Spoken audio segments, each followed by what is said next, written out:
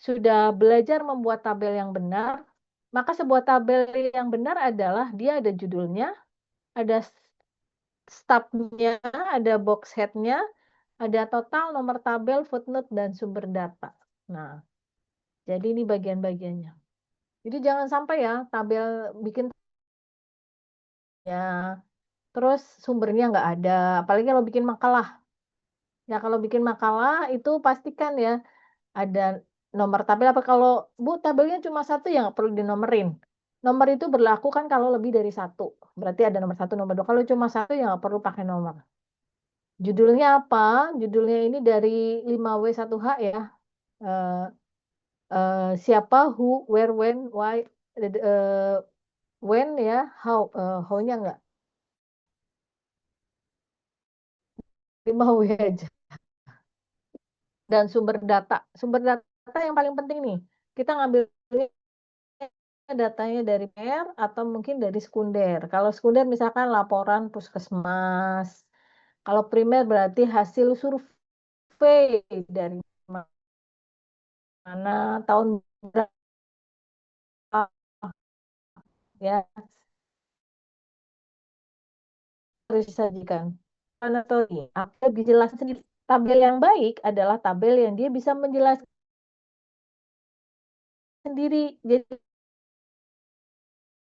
kita nggak begitu kurang nyaman. Nah, apakah itu dikatakan ya karena ada beberapa jenis tabel ya. Kalau master tabel sebenarnya tidak sesuai untuk, penyajian, sebagai apa namanya, pengumpulan data saja. Tapi kalau untuk penyajian ya kita pakai tabel yang, bukan master tabel, boleh pakai, cross tab tabel atau mungkin tabel sederhana, tabel deskriptif ya. Ini keterangannya, nah ini jenisnya.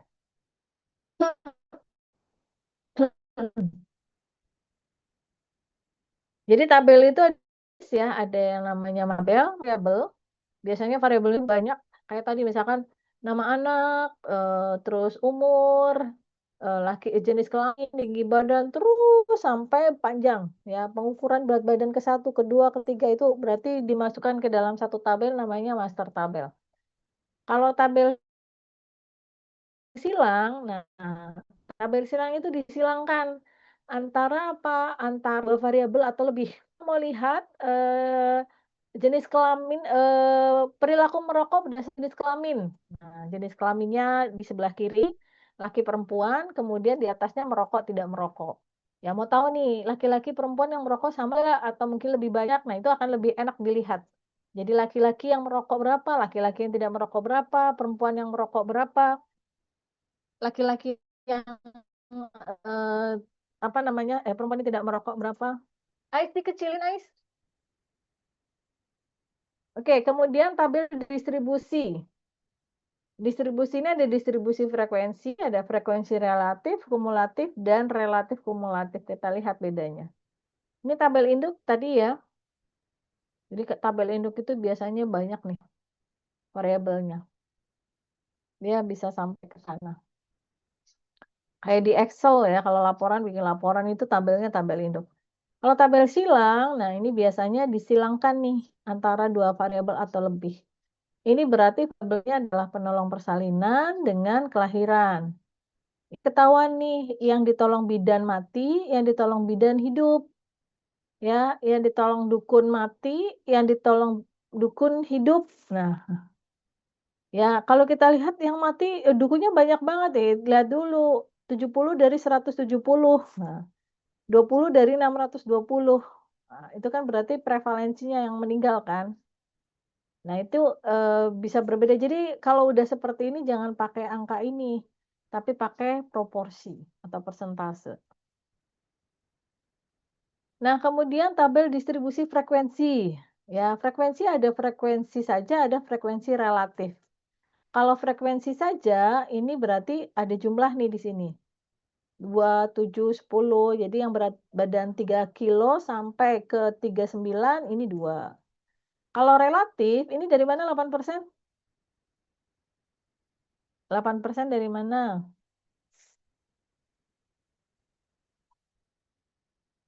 Ada yang tahu 8% dari mana?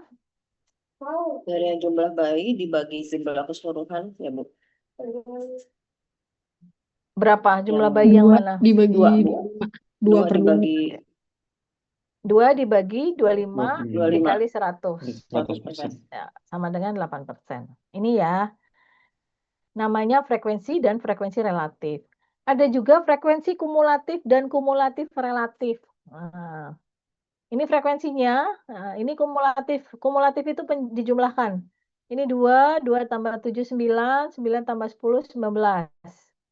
Ya, dan seterusnya. Jadi totalnya di sini dengan di akhir di sini akan sama. Ini namanya frekuensi kumulatif.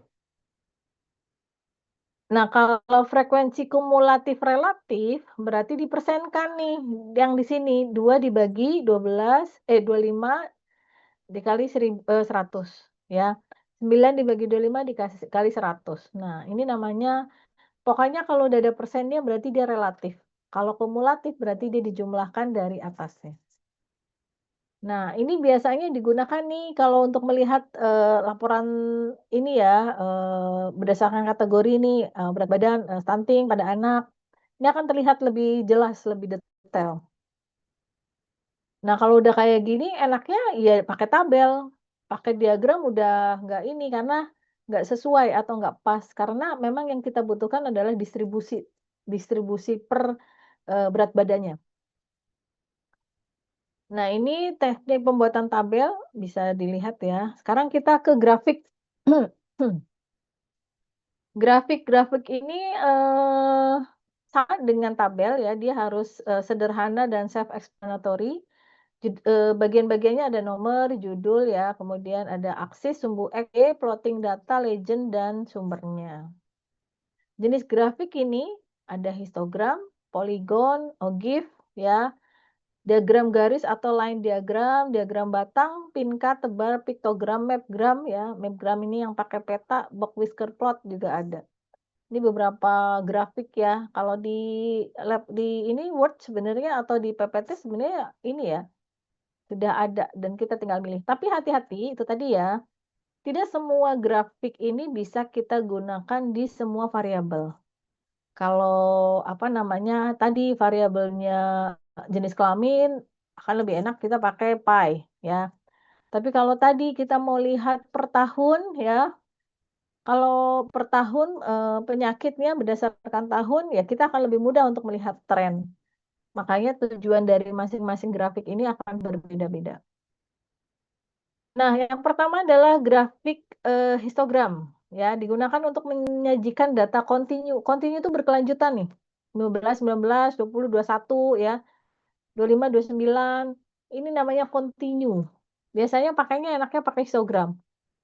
Kalau kita tarik ininya, titik-titiknya, nilai tengah yang ada di sini, itu akhirnya namanya adalah poligon, ya. Nah, itu ketahuan nih, apa namanya, kurvanya seperti apa. Nah, ini poligon. Puncak-puncak dari balok histogram ini namanya poligon. Biasanya untuk data kontinu.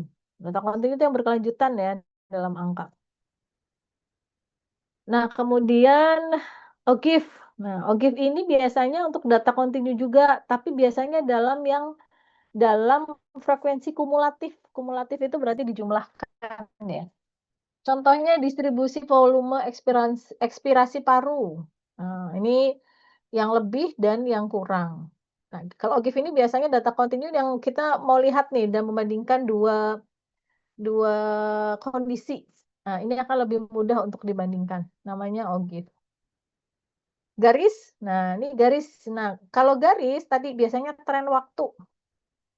Kalau tadi ini kan dia bukan waktu ya, tapi kita mau lihat nih perubahan, membandingkan antara dua kondisi. Nah, kalau untuk yang waktu, kita biasanya untuk data diskrit atau skala nominal, ya perubahan waktu ke waktu enaknya pakai ini, ya, pakai grafik, diagram grafik ya atau garis. Diagram garis, nah ini akan ketahuan nih, oh DHF-nya atau DBD-nya tuh naik tuh bulan September. Kalau diarenya relatif, apa namanya, Ada penurunan ya yang lumayan di bulan Desember. Ini sebenarnya kan kita ketahuan ya, kalau nanti teman-teman megang program nih di puskesmas, penyakit menular atau mungkin penyakit tidak menular. Kalau ini kan penyakit menular ya, ini sebenarnya udah ketahuan nih trennya, oh biasanya kalau bulan September pas hujan nih, ya ini kan kita musim-musim hujan kemarin ya, harusnya Agustus. DBD nih udah mulai meningkat, atau mungkin nanti penyakit yang lainnya lagi. Kemarin sempat ada tuh batuk ya.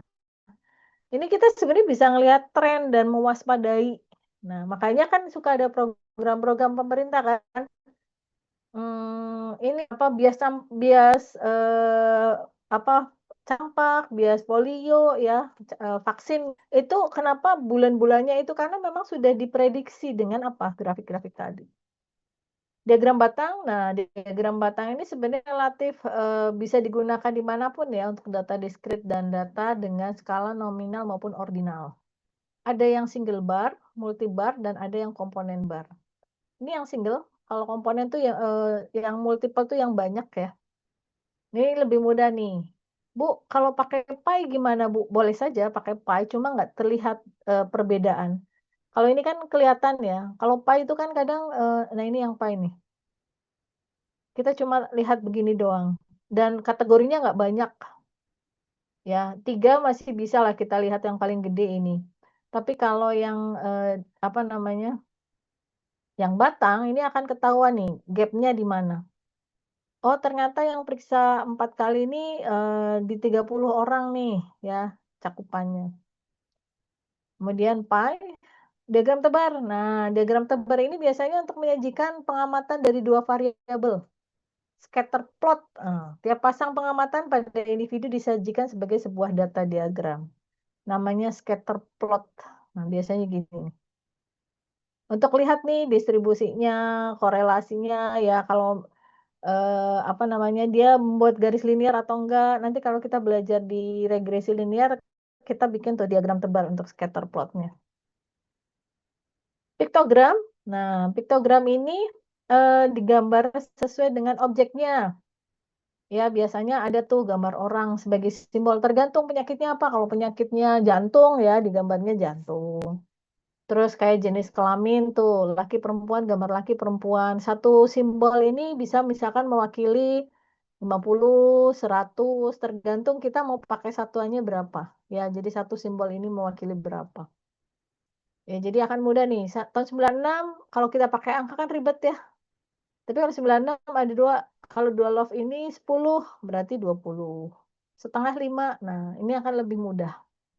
Dan ini dipahami mungkin ya untuk orang-orang yang, nggak mau melihat terlalu banyak angka. Oke, baik. Ada lagi? Sebentar, ini saya jelaskan untuk yang, ini, apa namanya, JIS, sebentar. Sekalian nih, penyajian data untuk yang JIS itu juga ada, pakai map ya. Jadi sekarang kan sudah berkembang ya pengolahan, penyajian data tidak hanya, tabel, diagram, tapi sekarang sudah, ke mana-mana. Ya sudah berkembang dengan bagus ya. Sebentar. Saya ada materi ini.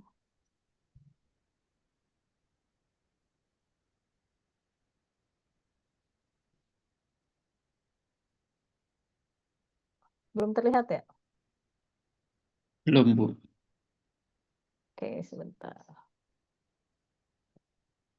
Oh, ini terlalu jauh. Oke, sambil menunggu, ini ya, ada tugas. Nah, tugasnya ini kita kelompok ya. Kelompok, silahkan nanti dibuat, pendataan pada mahasiswa ya. Jadi pendataan pada mahasiswa, silahkan ya, boleh Tiara bikin Google Form.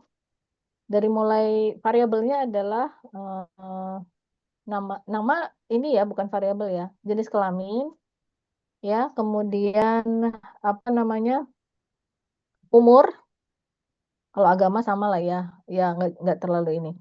Boleh dicatat Tiara, dan yang lainnya nanti silakan dikumpulkan jadi satu, Yang karena akan ada tugas. Nanti Ah, saya dikirimin Excel-nya ya. ya, Jadi bukan nama, jenis kelamin, umur, sudah? sudah dicatat. Jenis kelamin, umur, kemudian ini apa? Tinggi badan, berat badan, nomor sepatu, sudah. Tekanan darah sistolik, tekanan darah diastolik ya. Yang terakhir saja, nggak usah diukur-ukur lah ya. Pokoknya terakhir yang diingat kapan gitu, silahkan. Tekanan darah sistolik, tekanan darah diastolik. Sudah? Sudah. Status merokok, Ya, terus pendidikan orang tua, ayah, pendidikan orang tua, ibu, ya, nomor sepatu udah tadi ya, golongan darah lupa. Golongan darah udah. sudah. Terus status merokok udah ya, Tiara? Sudah, Bu. Oh ya, asal domisili Jawa, apa? Provinsi ya, Bu. Jangan Suku. provinsi deh. Jabodetabek, non Jabodetabek. Oh, iya. Ya, Jabodetabek, non Jabodetabek aja lah. Kita bikin 2. Kemudian apa ya? Oh, ini apa namanya? Aktivitas olahraga. Yang pertama rutin setiap hari, yang kedua seminggu Satu kali. ya, seminggu 1 kali, seminggu lebih dari 1 kali, sama rutin berarti 3 kategori. Ditulis aja pakai angka ya, dalam seminggu dia berapa kali deh gitu. Oh, ya.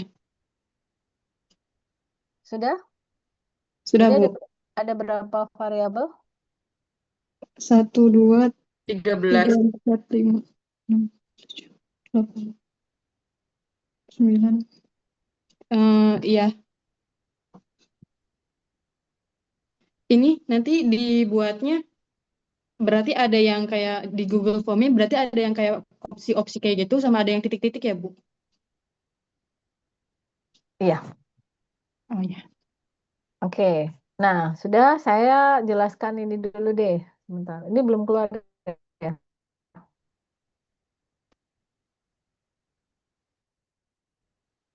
Ini penyajian data mengenai melihat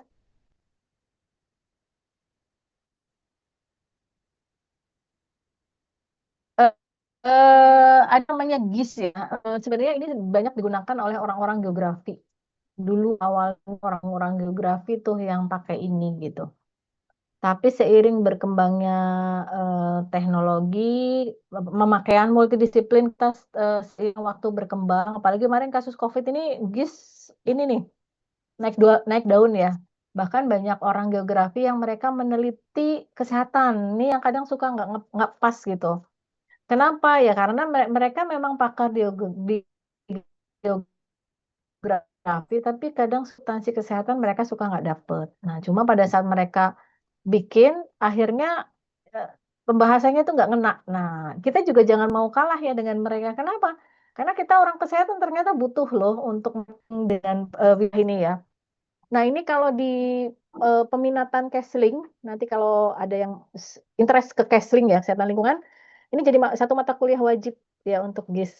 Kenapa ya? Karena Kesling kan biasanya berkaitan dengan wilayah ya, lingkungan, analisis akan lebih banyak ke sini.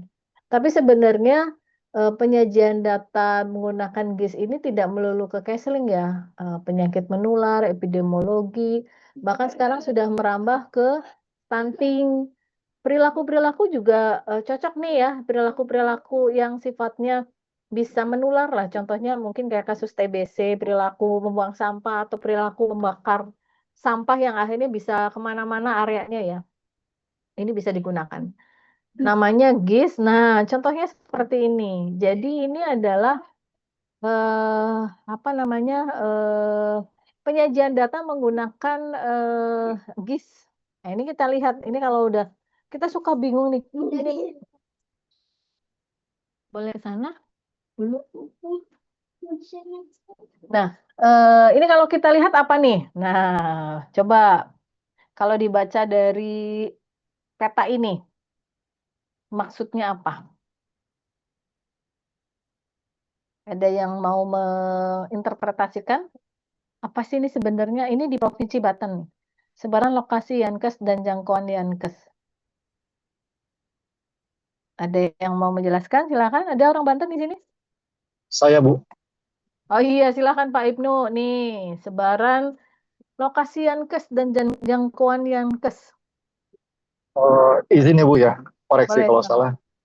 Jadi kalau kita lihat di gambar ini berarti melihat sebaran untuk fasilitas pelayanan kesehatan dan juga jangkauan pelayanan kesehatan di lokasi Banten berdasarkan wilayah ya, Bu ya. Hmm. Secara umumnya mungkin gitu, Bu. Iya, yang merah-merah itu apa? Yang belum berarti, Bu. Sorry, Ya. saya nggak bisa terlalu terlihat.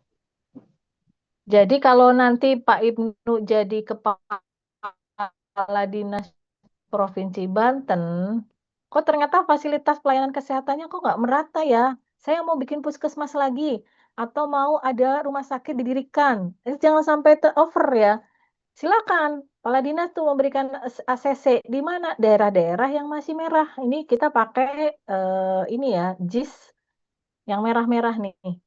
Kenapa? Karena yang merah-merah ini adalah wilayah yang belum ada pelayanan kesehatannya. Ini pelayanan kesehatan di sini ada apa aja nih? Polindes, balai kesehatan, klinik, puskesmas, rumah sakit ya. Ini yang merah nih. Radiusnya berapa? Nah, radiusnya ada yang jangkauannya 1250 namanya buffer. Buffer itu radius. Ada yang jangkauannya 2500. Dan ternyata yang kuning ini adalah di luar jangkauan pelayanan kesehatan. Ini kasihan nih.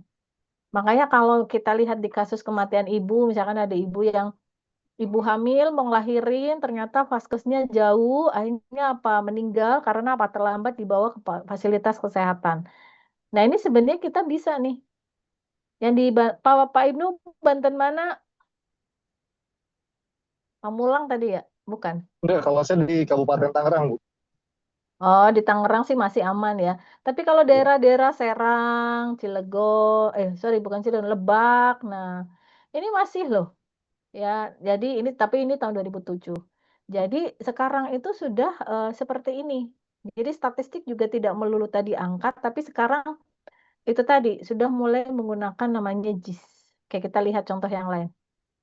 Ini kalau untuk ini buffer sebaran kasus malaria.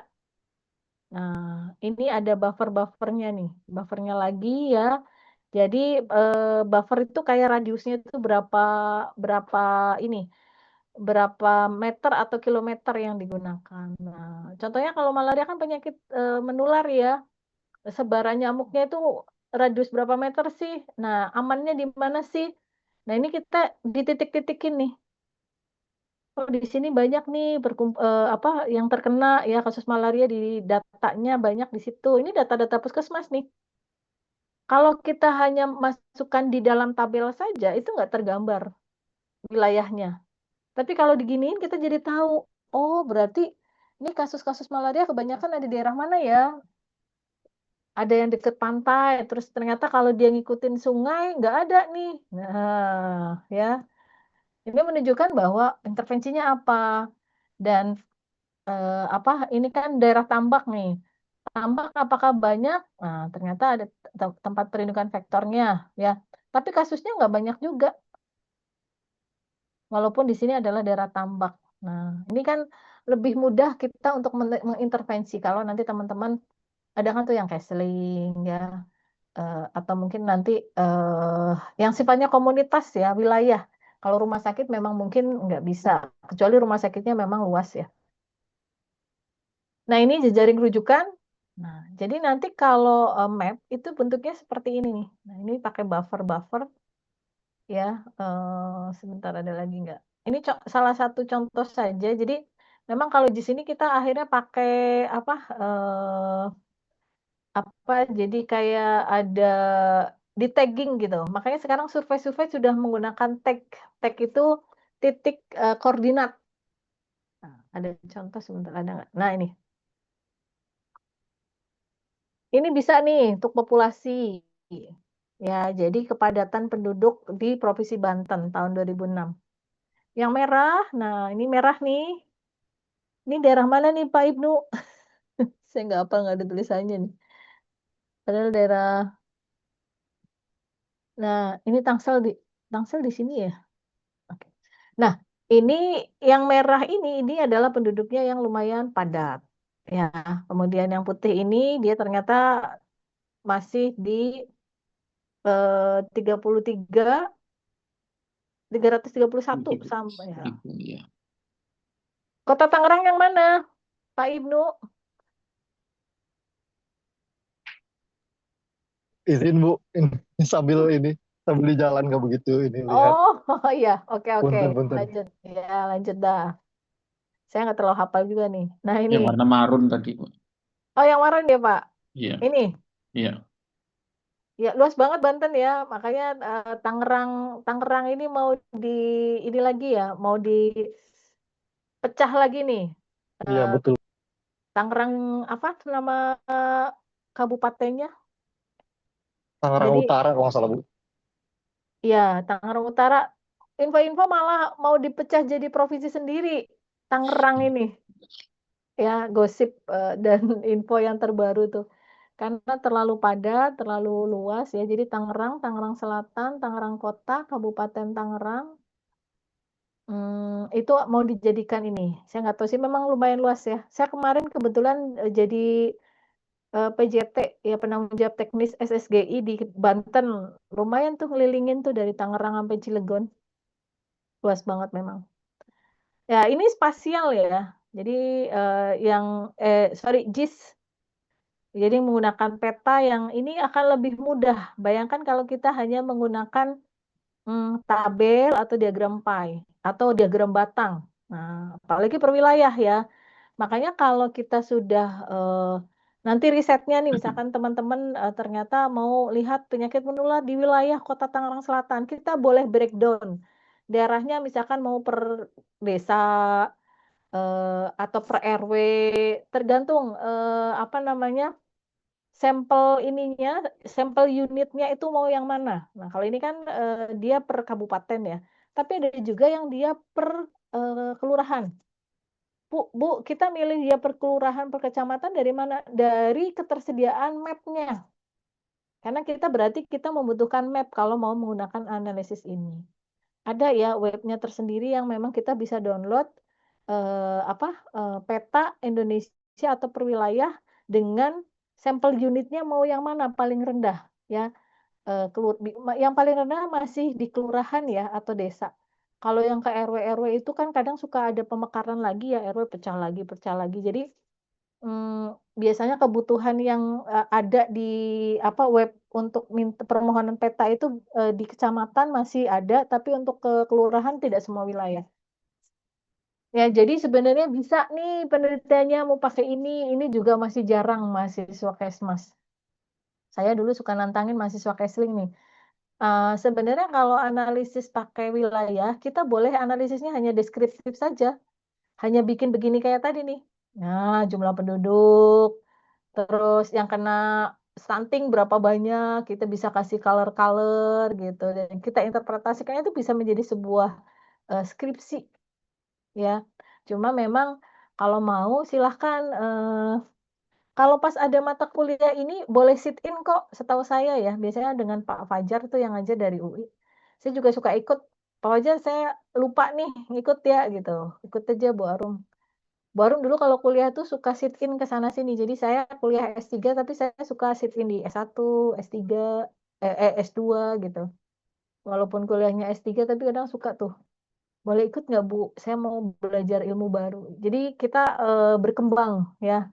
Kuliah itu bukan masalah dapat ijazah, tapi kuliah juga ada tuntutan kita punya ilmu baru yang kita dapatkan. Ya, sayang banget kalau cuma orientasinya dapat ijazah dan nilai. Kalau ilmunya nggak ada, kalau saya sih ini ya sayang ya. Oke, ada pertanyaan sampai sini? Itu saja mungkin. Ada tugas? Ada tugas. Tanya Bu, Oh, boleh silahkan Pak Beni. kalau penyajian data tadi kan ada 3 ya, dari tekstual, terus kemudian tabel sama grafik ya. Nah, kalau ketiganya dicampur jadi satu itu apakah di, mungkin nggak boleh sih boleh ya, tetapi di mana batasan kita bisa menampilkan ketiganya dalam satu waktu? Karena kebetulan saya sering melakukan menampilkan ketiganya gitu di Oh, laporan-laporan. Apakah lebih efektif yang mana? Kalau kita lihat kan sebenarnya kalau saya ngelihat sendiri itu adalah saling melengkapi gitu loh, Bu. Tapi bukan juga self explanatory juga gitu. Tapi lebih ke arah mana data yang bisa saling menunjang di antara tabel, tapi ditunjang juga dengan grafik maupun di explanatory dari sisi teksnya sendiri. oke. Baik, pertanyaannya bagus nih Pak Beni ya. Kalau secara tadi tujuan kita balik ke sini ya. Kembali ke PPT lagi sebentar. Jadi memang kalau kita variabelnya berbeda ya, variabelnya berbeda, kemudian kita sajikan dengan apa namanya jenis yang berbeda, sebenarnya nggak ada masalah ya. Kenapa? Karena itu kan satu satu ini kan satu variabel Pak. Satu diagram atau satu grafik mungkin akan ada minimal satu variabel, maksimal mungkin tidak akan banyak ya. Maksimal mungkin hanya di 2. Misalkan kita mau compare tuh kayak OGIF tadi, kita mau compare. Nah, kalau sebenarnya kenapa sih kita mesti beda-bedakan, tulisan, tabel, grafik agar lebih rinci dan efektif dalam penyajian data. Penyajian data itu kan sebenarnya juga mempertimbangkan sisi efektivitas, Pak. Efektif kan berarti kita tidak terlalu bertele-tele, Ya, on point. Jadi kalau orang masak tuh on point, oke. tepat sasaran ya. Jadi kalau dia bisa self explanatory, itu sebenarnya nggak perlu kita tambahkan lagi tekstuler. Contohnya, kita sudah membuat pie. Membuat pie itu kan sebenarnya sudah jelas ya, Pak. Udah ketahuan yang laki-laki, Ya, apalagi jenis kelamin. Udah ketahuan yang laki-laki itu banyak, misalkan lebih banyak atau yang perempuan lebih banyak. Itu sebenarnya dia sudah menjelaskan sendiri, kita tinggal menyimpulkan saja tanpa kita harus menjelaskan lagi bahwa laki-laki sebanyak 50%, 70%, perempuan sebanyak, nggak perlu kita tuliskan lagi. Kita langsung menyimpulkan bahwa misalkan pekerja di kantor Bapak sebagian besar adalah laki-laki, sudah selesai. Tidak perlu kita tambahkan lagi persenanya. Karena dari diagram itu sendiri sudah menjelaskan sendiri, tapi kita menyimpulkan di akhir. Sama kayak skripsi nih. Skripsi suka kayak gitu mahasiswa. Ya tabel, ya nanti dijelaskan lagi satu-satu. Ya, dijelaskan lagi proporsinya segini, jumlahnya frekuensinya 200, proporsinya 30%. Dijelasin setiap kategorinya. Kalau saya cut. Buat apa kamu pakai tekstuler tapi menjelaskannya tabel? Itu sangat tidak efektif. Saya bahkan dulu waktu disertasi tesis ya, sama dosen itu suka dikritik, orang Indonesia itu senangnya bertele-tele. Bikin skripsi atau tesis atau disertasi itu atau laporan itu seolah-olah apa namanya, yang paling tebal itulah yang bagus. iya, biar nambah halaman, Bu. Iya, semakin kita bisa menjelaskan sesuatu dengan singkat, padat, jelas, dan on point, itu sebenarnya semakin bagus, Pak. Dibandingkan bertele-tele yang akhirnya kita nggak mau baca. Saya juga sama kalau lagi, ini, laporan itu kenapa sih harus panjang lebar? Orang yang dijelaskan, orang yang, paham, itu justru orang yang memahami masalah, itu dia nggak akan menjelaskan panjang lebar, Pak. Tapi justru akan menjelaskan bagaimana singkat, padat, dan on point. On point itu apa? Tepat gitu. Nah, tinggal kalau Bapak sudah terbiasa itu, coba kita udah mulai sekarang udah mulai, Pak. Jadi laporan yang bagus nggak melulu harus yang banyak berlembar-lembar, Pak. Makanya kalau kita diskusi dengan atau jurnal ya, nulis kita lihat jurnal di luar negeri dengan jurnal di Indonesia itu sangat berbeda sekali. Orang luar itu nggak bertele-tele, tapi pas kita baca, oh maksudnya gini, udah ngerti gitu.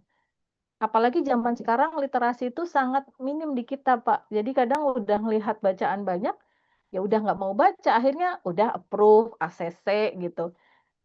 Akhirnya apa? Lost to follow up, banyak data-data yang akhirnya ke-skip. Tapi kalau tadi, kita juga harus, selektif ya, kapan sih menggunakan tulis, kalau sudah ada tabel ngapain ada tulisan, kita langsung saja simpulkan, oh maksudnya ini. Kan setiap, presentasi atau penyajian kan pasti akan ada feedback atau penjelasan di bawahnya yang sifatnya bukan mengulang penyajian datanya, tapi menyimpulkan dari data tersebut.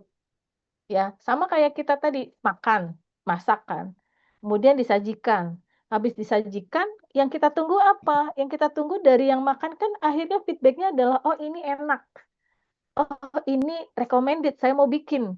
Kan nggak mungkin yang, nyicipin mau menjelaskan, "Ini cara masak begini-begini," nggak, Pak. Tapi yang dibutuhkan adalah kesimpulan bahwa akhirnya masakan ini gimana sih selesai, nggak akan dijelaskan dari awal. Ya, sama dengan penyajian data, yang kita butuhkan adalah kesimpulan akhirnya, mau ngapain nih dari penyajian data. Kalau dia sudah self explanatory, tabel dan grafiknya, ya sebenarnya kita nggak perlu jelasin satu-satu lagi, Pak. Kecuali variabelnya berbeda. Kalau variabelnya masih sama, itu sih tidak efektif. Begitu ya, Pak Beni? Iya, jelas. Terima Oke, kasih. baik. Ada lagi yang lain? Ya, ada? Kalau tidak ada mungkin, itu dulu kali ya, tugasnya. Oke, ada tugas ya. Jadi tadi data yang sudah dikumpulkan nanti boleh di-share Tiara ke teman-teman, di-share ke saya juga ya. Nah, nanti akan ada tugas masing-masing, silakan boleh dicatat ya, dicatat yang nomor genap dan ganjil akan berbeda, tugasnya dalam bentuk tulisan tangan ya. Saya pengennya tulisan tangan nih. Dibuat yang sebaik-baiknya. Silahkan, yang genap, ya ganjil dulu deh, yang ganjil dulu. Sudah? Yang nomor ganjil ya, NPM-nya ganjil, jelas oh ini ganjil genap dulu, semua sama. Ada berapa variabel dalam tabel survei tadi, dalam survei data tadi, yang tadi dijelaskan? Ada berapa variabel dalam survei di kelas? Dan jelaskan masing-masing skala pengukuran dari variabel tersebut. Itu sama ya. Saya mintanya ditulis tangan, bukan diketik. Nah, nanti tulis tangan, difoto, bikin PDF, kumpulkan di Adlink. Sudah? Itu nomor 1. Sorry Bu, bisa diulang Bu tadi? Ya, Data survei, data. ada berapa variabel yang terdapat pada survei kelas tadi kan? Kan mau diiniin kan tadi Tiara? Jadi diisi dulu Google Form-nya, Tiara bikin, kemudian share Excel-nya ke teman-teman. Ada berapa variabel yang terdapat dalam survei kelas? Dan jelaskan skala pengukurannya dari masing-masing variabel tersebut. Dijelaskan ya, jangan cuma beda tingkat, enggak, tapi dijelaskan bedanya di mana gitu. Sudah? Oke, yang nomor 2, buatlah, ini masih sama nomor 2, buatlah dan sajikan menggunakan teks tular salah satu variabel yang menurut Anda paling tepat. Nih, disajikan teks tular yang paling tepat. Yang mana?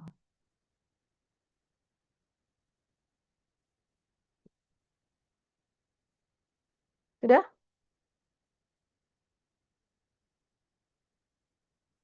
Oke. Berikutnya ini masih sama deh, nomor 3, ganjil genap masih sama deh. Nanti yang tugas berikutnya kita bedakan. Nomor 3, buatlah tabel distribusi frekuensi relatif,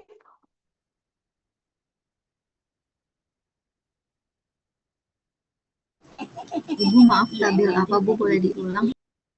yang mana? Nomor 3. Yang nomor 3. Buatlah tabel distribusi frekuensi kumulatif dari salah satu variabel di atas. Pilih yang paling tepat menurut Anda ya. Kemudian nomor 4, frekuensi kumulatif relatif. Tabel distribusi frekuensi kumulatif relatif.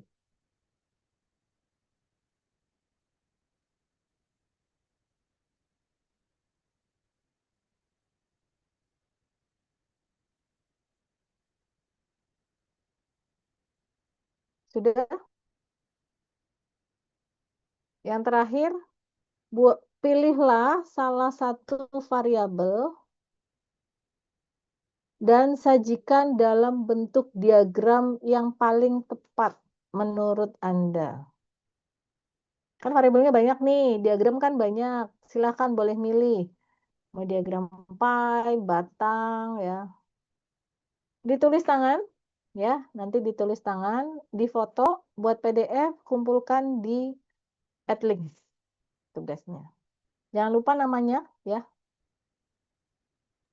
Ini tugasnya individu. Namanya di kertasnya dituliskan, jadi kemudian difoto.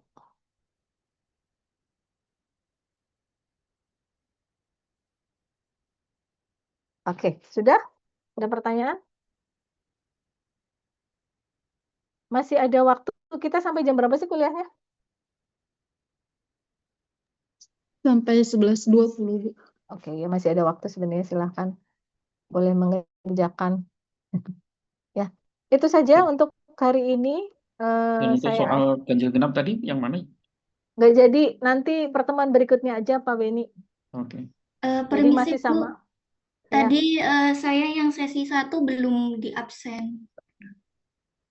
Oh, yang sesi 1 belum di absen. Iya, atas nama Nurul Nurul ya? Sofia Bu. Iya. Oke.